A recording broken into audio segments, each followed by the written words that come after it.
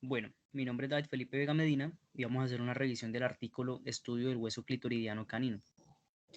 Se realizó una revisión bibliográfica sobre las estructuras anatómicas e histológicas del clítoris canino y se constató una marcada discrepancia entre los autores consultados acerca de la existencia del hueso clitoridiano. Ante esta discrepancia se decidió indagar sobre la existencia de la estructura en cuestión y con este fin se disecaron y procesaron histológicamente 23 clítoris en perras. Se efectuó una minuciosa descripción de la constitución tisular, no hallando en ningún caso tejido óseo. A pesar de esto, pues no se consideró que el número de muestras procesadas, así como la edad de los animales estudiados, no fue lo suficientemente representativa para asegurar la ausencia de esta estructura. Los órganos reproductivos femeninos están compuestos por un par de gónadas femeninas, los ovarios, pues las tubas uterinas, el útero, la vagina y el vestíbulo que se abre al exterior de la vulva.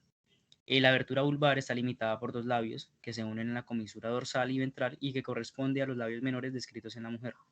Los labios mayores no existen en los animales domésticos.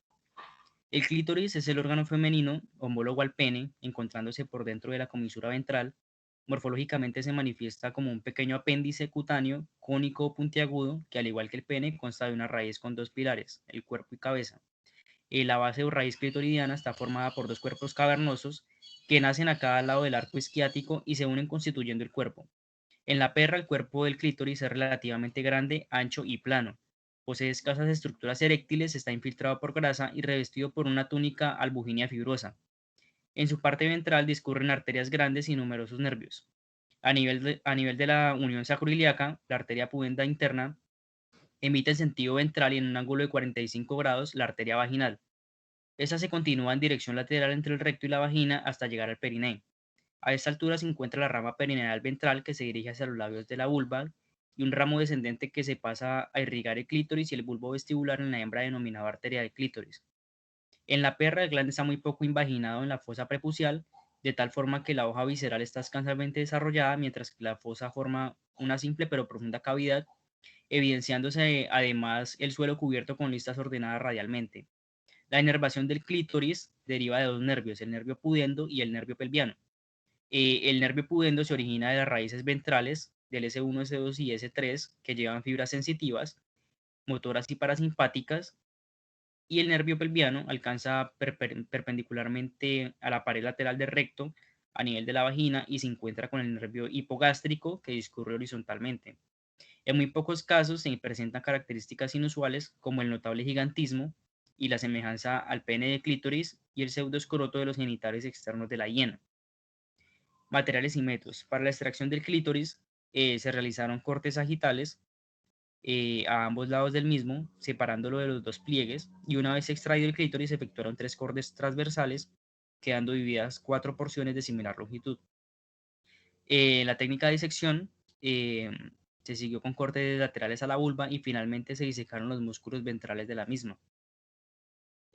Procesamiento histológico se optó por efectuar técnicas histológicas en lugar de técnicas macroscópicas de diafanación, debido a que de esta forma es posible efectuar un mejor estudio integral de los componentes tisurales. Por esto los materiales fueron procesados mediante técnicas histológicas de rutina y luego de la inclusión de parafina se efectuaron 9 cortes seriados de 4 micrómetros de espesor, seleccionando uno de cada 10 a 15 cortes para efectuar la coloración con hematoxilina de eosina y azul de toluidina. Una vez obtenidos los preparados, se realizó un minucioso estudio en búsqueda del tejido óseo, considerando las características tintoriales específicas de cada técnica. Durante los trabajos de disección se prestó especial atención durante la observación de las estructuras para determinar la posible presencia de tejidos de consistencia compatible con el tejido óseo. En relación al estudio macroscópico de la estructura, se comprobó que la longitud media del clítoris fue 2,1 centímetros con una desviación estándar de 1,3 centímetros. Y cabe destacar que durante la microdisección efectuada no se evidenció ningún tejido de consistencia ósea. El examen microscópico de los preparados obtenidos fue realizado utilizando un microscopio Olympus y la coloración con hematoxilina de eosina facilitó la identificación morfológica de los siguientes componentes tisulares. El cuerpo del clítoris, constituido por tejido fibroso conectivo, blanco denso irregular y tejido adiposo. En la figura de Dios podemos ver el cuerpo del clítoris rodeado por una túnica albuginea gruesa de estructura fibrosa y por debajo de la túnica sellaron algunos plexos venosos.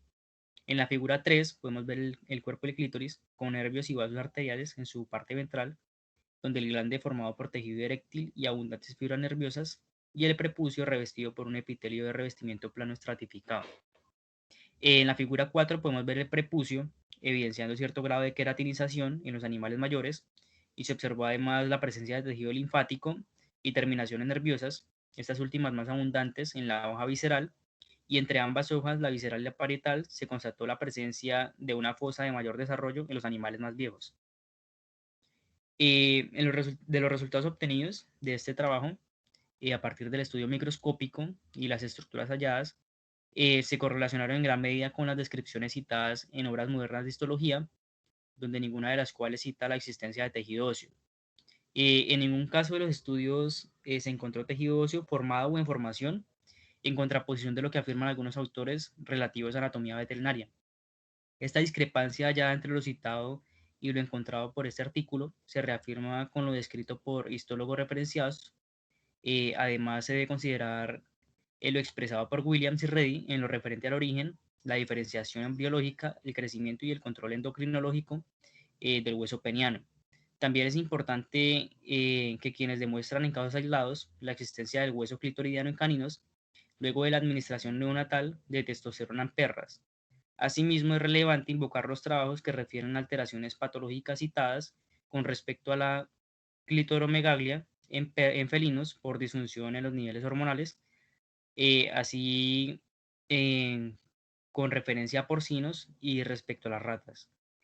Por todo lo expresado y por todos los antecedentes invocados, sería posible postular que el hueso clitoridiano podría ser una consecuencia directa de alteraciones hormonales con altos niveles de andrógenos durante el periodo de diferenciación de los caracteres sexuales secundarios, lo que replantearía la existencia del tejido óseo en clítoris en perras como una estructura anatómica normal.